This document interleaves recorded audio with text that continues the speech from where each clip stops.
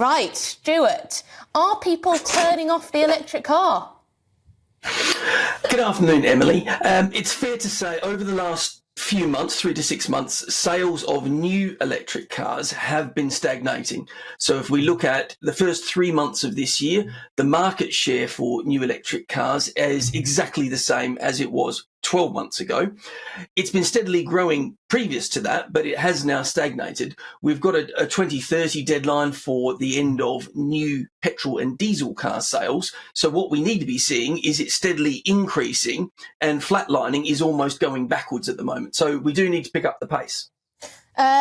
Mike, Yeah. do you understand why people might be turning away on the old electric vehicle? Well, I think it's because they're finally waking up to the fact that the electric car policy, you know, we've got this mad rush for net zero, and everybody wants to polish the halo and say, I'll get an electric car because that'll help save the world. It won't.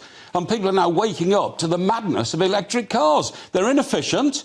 They go slower in the cold, don't last as long in cold weather. The batteries are mined in Africa, and children have to go down mines to get the cobalt to make the batteries. You can't charge them if... I've got a figure here, look, if 1 in 3 cars became electric by 2030, that's the deadline date, which, by the way, even the Europeans have got a more realistic deadline date of 2035, but we've got 2030. If 1/3 of cars in this country are electric, by 2030, we will have to have built 400,000 charging points across this country, because we've got hardly any at the moment. And that would cost 30 billion quid, and that would be passed back onto the motorist. Electric cars don't work on any level whatsoever.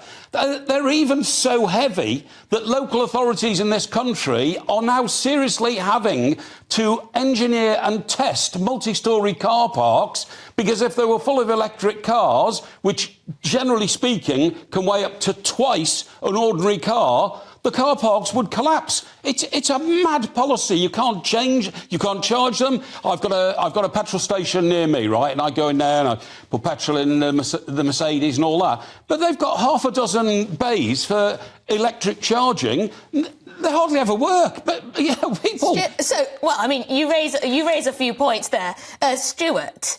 Infrastructure clearly not keeping up, Yes. is it?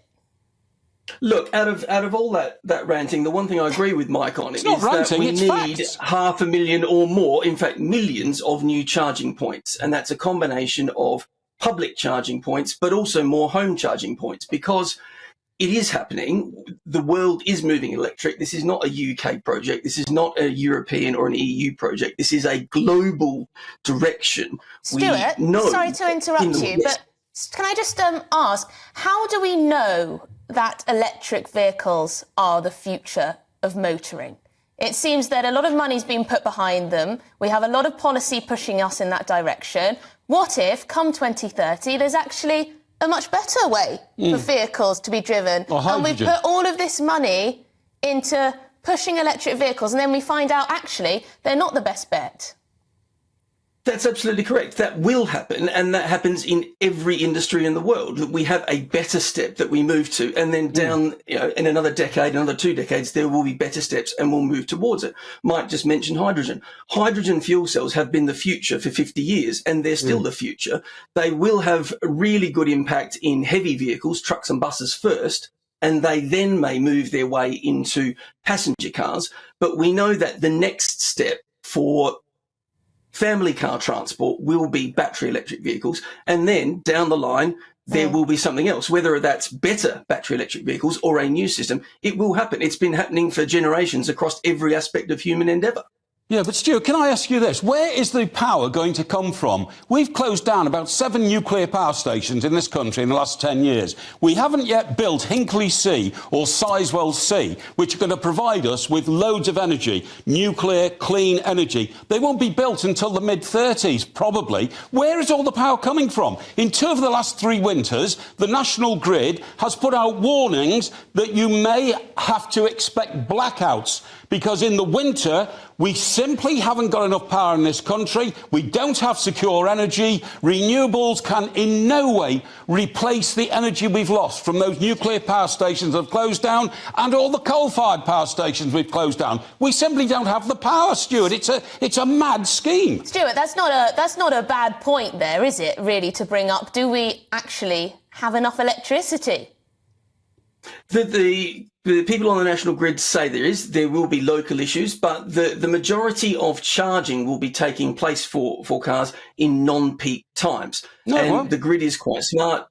Charging units are quite smart to be able to help people charge when electricity is cheapest, because it is most plentiful, particularly for home charging. Yes, there are issues that need to be overcome. This is the biggest transition for the automotive industry since the automotive industry started 100 years ago, and it affects car manufacturers, it affects customers, it affects governments, and it will bring problems and pain along the way. But we need to work through it, not run away from it. Yeah, sorry to interrupt, but Mike, just to finish, are you being a bit of a Luddite? This is the future. Our cars could act like batteries. They could act like storage batteries for the network. Not at all. They go back and forth. Not at all. Stuart's trying to make out that we'll all get up in the middle of the night and charge our cars. You can't do that if you're in mid-journey. We know that there's a very limited range with batteries. We know they don't work as efficiently in the cold. And it's a mad, polish my halo policy, green energy, let's save the world. Only 1% of emissions in the world that are dangerous to the climate come from the UK. And of that 1%, only 7% are car emissions. Well, there it's you tiny. go.